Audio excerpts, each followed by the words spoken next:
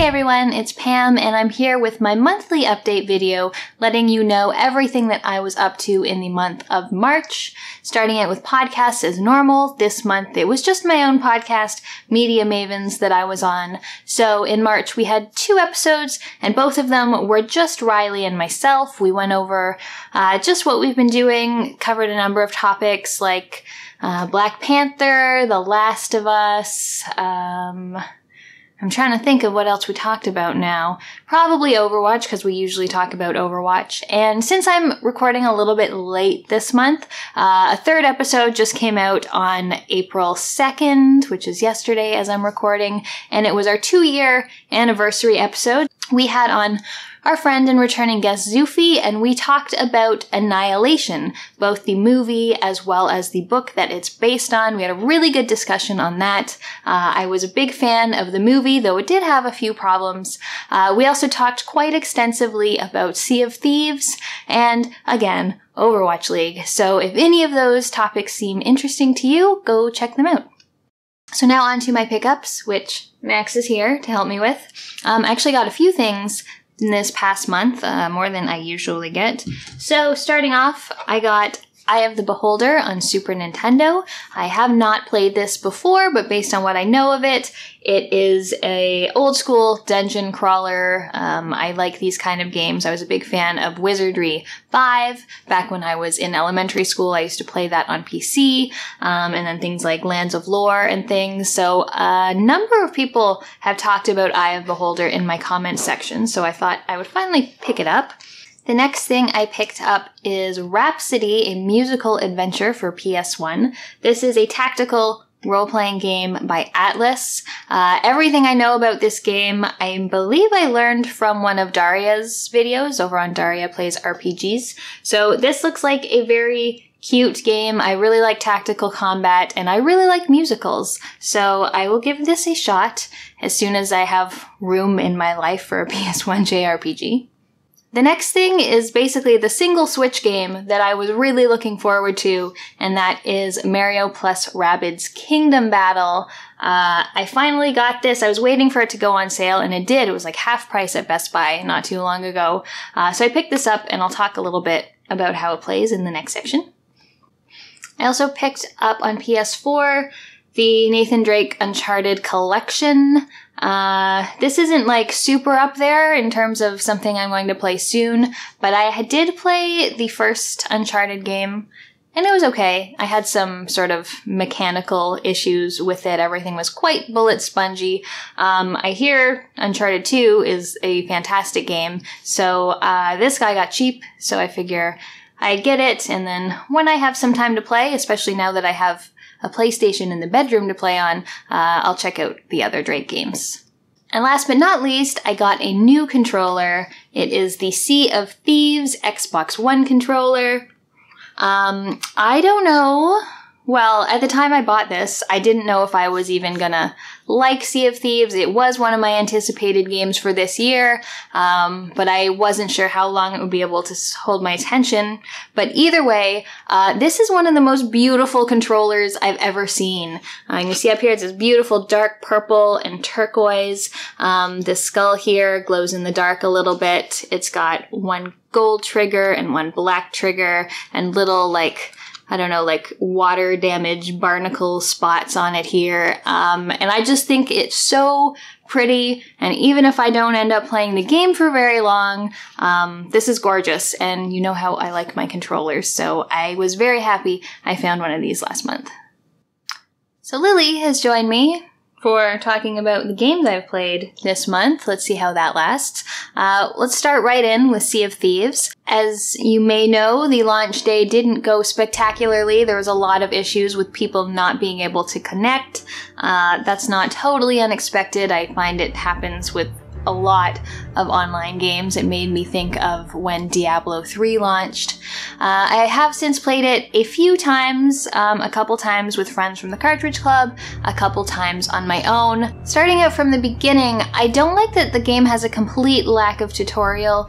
This was apparently a purposeful thing, but It's, if you don't know a lot about sailing, if you don't know a lot about what the game is, it's not that obvious what you should be doing or how you should be doing it. They've since been sending out emails to tell you the different things you can do in game, and I feel like that probably should have just been introduced in the actual game. Lily, you're really leaning here.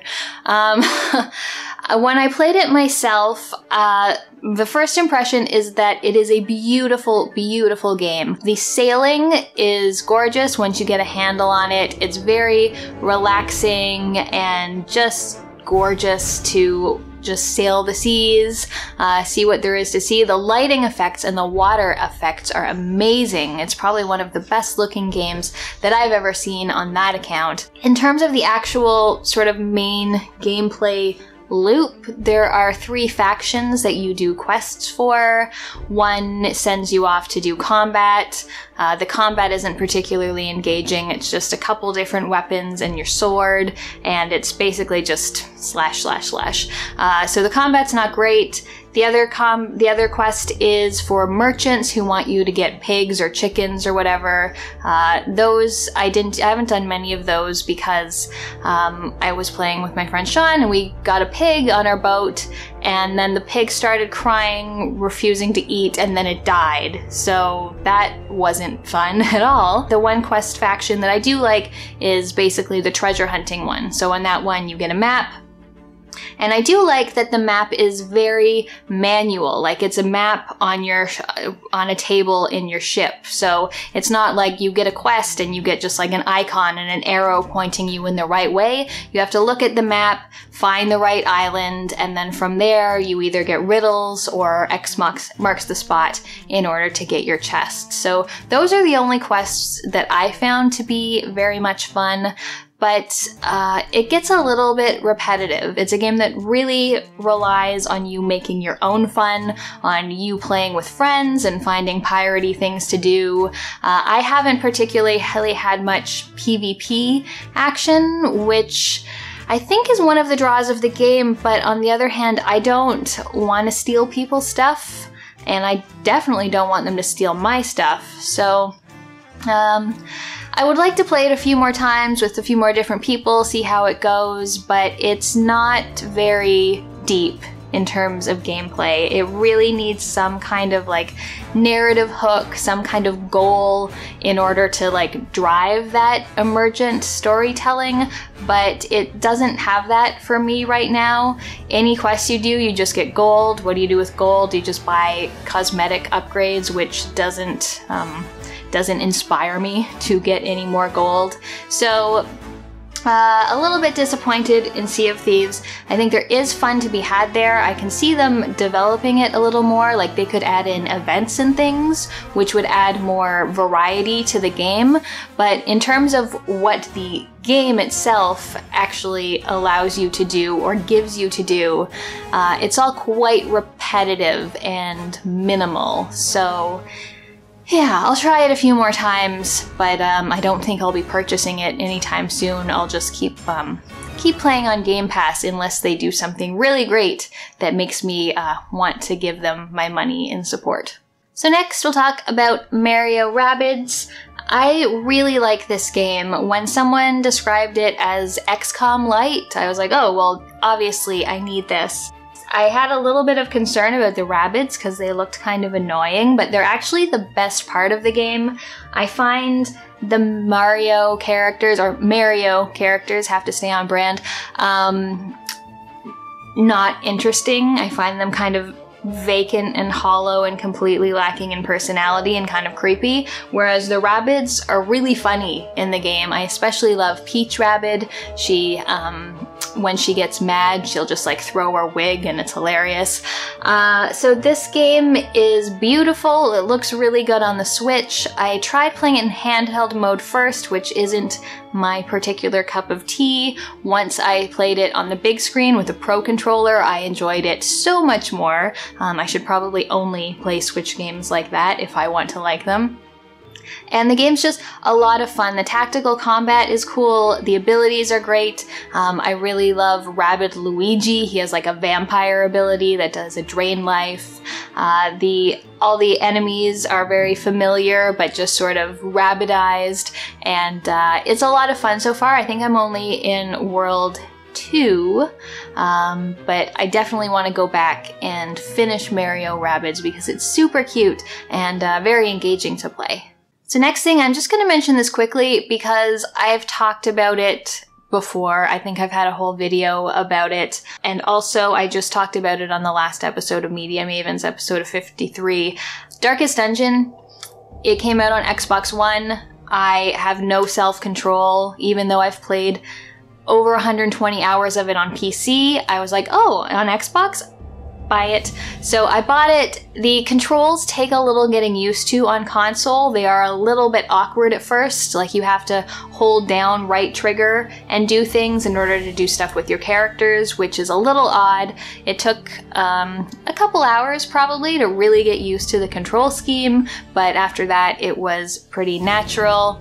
Anyway, what I wanted to say is I finally beat the game. I never beat it in the 120 hours I played it before. I always rage quit because as soon as I got to the actual Darkest Dungeon, which is the last dungeon in the game, I would just get a full party wipe and I would get mad and not want to re-level characters.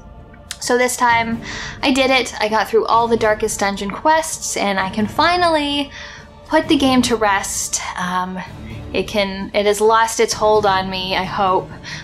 So I'm happy. I'm really happy that I finally beat the game. I can finally tick it off the list after a few years, I think. Another game that I was anticipating for this year was Where the Water Tastes Like Wine, which released in March.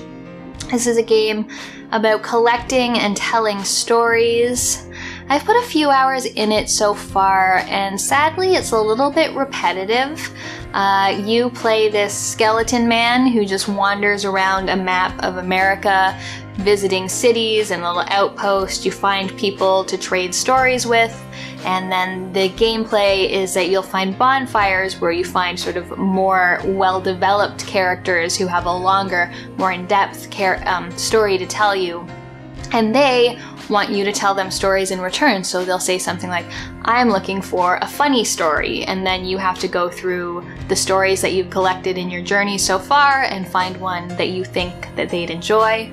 And this mechanic is a little off. A lot of the people I meet, they want funny stories or hopeful stories. And almost all the stories that I've been collecting are scary or sad or depressing. So I don't have a whole lot to choose from in order to make them happy, but it does have some cool voice acting. I think Sting is actually the main voice actor, and some of the stories are really nice, but it's just very repetitive and very slow. You walk through the map very slowly. The stories, some of them are interesting. They're just little short vignettes. Some of them are not so interesting. It just doesn't really give me enough to want to keep slowly walking my way through America, so I was a little bit disappointed in that one, even though I think there's some good stuff there, but it's not engaging enough to make me want to finish it, so I'm probably going to retire that one. Last month I talked about playing Sine Mora or Sine Mora X, which is a shoot 'em up, and I was complaining about how much talking there is in it and the very heavy story and all of the wait time. So as a sort of palate cleanser to that, I found a game called Skyforce Anniversary, which was on Game Pass, so I got to play it for free, and it was fantastic. It was just a very simple arcade shoot 'em up, vertically scrolling shoot 'em up, and no one talks to you other than to say nice or human rescued when you rescue someone. There's only 9 or 10 levels, but there's medals that you get for doing certain things in each level. So rescuing all the people, or not taking any damage, or killing 100% of the enemies, or collecting all the stars, things like that. So as you get medals, you open new levels, and if you get all the medals on one stage, you open up a more difficult version of the stage. So it ended up being quite a lot of gameplay. I got a number of hours of entertainment out of it, and it was just very satisfying shoot 'em up action. Not overly difficult, which was actually kind of refreshing because so many shmups are quite challenging. So this was a nice one to play, and I really enjoyed that they didn't try to shoehorn a really serious story into it. It was just a much more arcade feel. So that's it for this update video. Leave me a comment, let me know if you've gotten any interesting pickups or if you've been playing anything interesting that you think I should know about. Thanks for watching. I'll see you next time.